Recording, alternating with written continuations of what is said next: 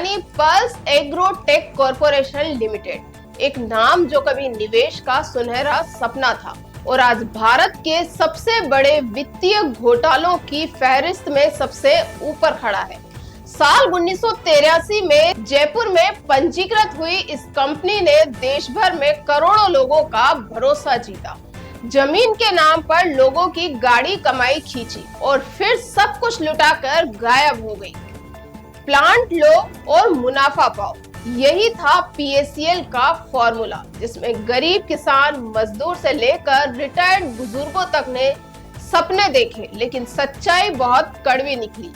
PACL ने MLM system यानी multi level marketing का ऐसा मायाजाल बुना जिसमें 5.85 करोड़ से ज्यादा लोगों ने करीब 50,000 करोड़ रुपए लगा दिए। राजस्थान से लेकर तमिलनाडु तक, बंगाल से लेकर बिहार और पंजाब तक हर राज्य में इसकी शाखाएं फैल चुकी थी। जयपुर का चोमू थाना वो पहला ठिकाना बना जहां इस कंपनी के खिलाफ 14 साल पहले पहली एफआईआर दर्ज हुई थी और यही राजस्थान बना इस घोटाले की प्रयोगशाला। कोटपुतली और फुलेरा में अकेले 1000 करोड़ की 223 जमीनें खरीदकर पीएसीएल ने नक्शे पर मुनाफा बेचा, लेकिन वो नक्शा असलियत में सिर्फ धोखे का दस्तावेज निकला। बात यही खत्म नहीं होती।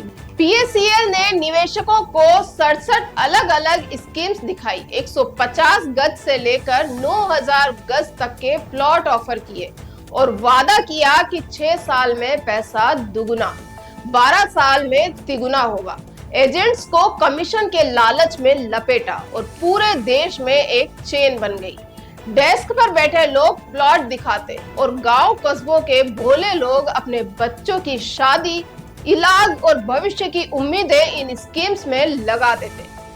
साल 2014 में सेबी की नजर इस पर पड़ी और कंपनी पर शिकंजा कस दिया। आरोप लगे कि कंपनी बिना वैध अनुमति के हजारों करोड़ इकट्ठा कर रही थी। सुप्रीम कोर्ट ने सख्त आदेश दिया कि निवेशकों को 6 महीने में पैसा लौटाया जाए।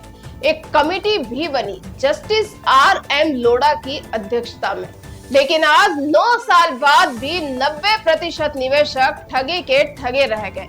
जिनके पास कुछ नहीं था उन्होंने सब कुछ बेचकर इसमें लगाया, जिनके पास थोड़ा था उन्होंने भी भरोसे में आकर खो दिया। सबसे बड़ा सवाल, जब पीएसीएल की जमीनें 1.86 लाख करोड़ रुपए की है तो फिर निवेशकों का पैसा क्यों नहीं लौटाया जा सका? किसके पास है वो जमीनें? क्यों नहीं उन्हें बेचकर पैसा रिफंड किया गया? और अगर कमेटी के पास पावर नहीं थी तो करोड़ों लोगों को उम्मीद क्यों दी गई? अब बात करते हैं राजनीतिक एंगल की। जयपुर में इस कंपनी की रजिस्ट्री, पहला केस और ज्यादातर इन्वेस्टमेंट का सेंटर होने के बावजूद यहाँ कार्रवाई की रफ्तार हमेशा धीमी रही। सूत्रों की माने तो पूर्व मंत्री प्रताप सिंह खाचरियावास के परिवार की इसमें 30 करोड़ की भागीदारी रही। ये नाम इसलिए जरूरी है क्योंकि जब ईडी ने उनके जयपुर आवास पर छापा मारा तो कांग्रेस नेताओं ने इसे राजनीतिक साजिश कहा, लेकिन कोई इस बात पर बात नहीं कर रहा कि करोड़ों लोगों के खून पसीने की कमाई डूब गई और असली गुनहगार अब भी कानून के शिकंजे से बाहर है। आज हालात यह है कि जंतर मंतर पर धरना दे रहे निवेशकों की आवाज कोई नहीं सुनता।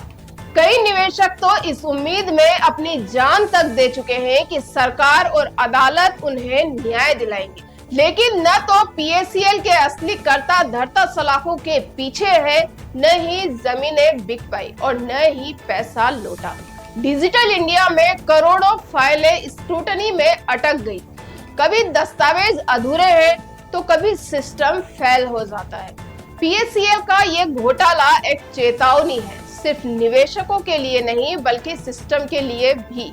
जब एक कंपनी बिना रियल एस्टेट परमिशन के 43,000 से ज्यादा जमीनें खरीद सकती है, 5 करोड़ लोगों से 50,000 करोड़ रुपए ले सकती है और फिर लीगल प्रोसेस में अटक सकती है, तो ये सिस्टम की नाकामी नहीं तो और क्या है। अब वक्त बदल गया है। कि पीएससीएल घोटाले को ठंडे बस्ते से निकाला जाए, निवेशकों को ब्याज समेत पैसा लौटाया जाए और उन अफसरों, नेताओं और बिचौलियों को जेल भेजा जाए जिन्होंने इस लूट को पाला, बढ़ाया और बचाया। ये सिर्फ एक घोटाला नहीं है, ये 5 करोड़ परिवारों का दर्द है और उस सपने की मौत है जिसे लोगों ने अपने बच्चों के बेहतर कल के लिए देखा था।